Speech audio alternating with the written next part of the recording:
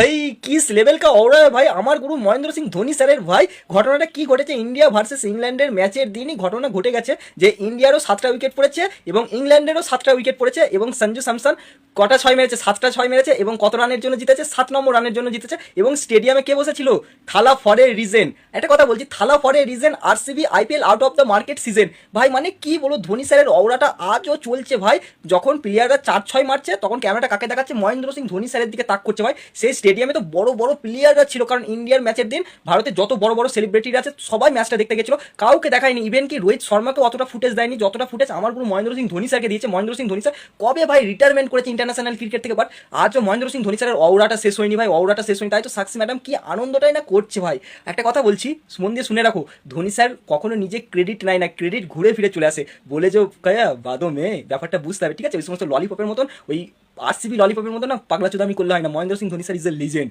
বুঝবি ঠিক আছে আর আইপিএল কাপটা আমরা জিতবো আরে ভাই মহেন্দ্র সিং ধোনি স্যার আমার সব কিছু মহেন্দ্র সিং ধোনি স্যার আর আমি খুব শীঘ্রই আমার গুরুর সাথে আমি দেখা করবো মানে করবই আর এই পেজটিকে তোমরা যত পারো প্রচুর পরিমাণে ভাই ফলো করে দাও কারণ এই যে আইপিএল খেলাটা আসছে প্রতিটা আরসিবি ফ্যানদের গাড়ে হলুদ দেবো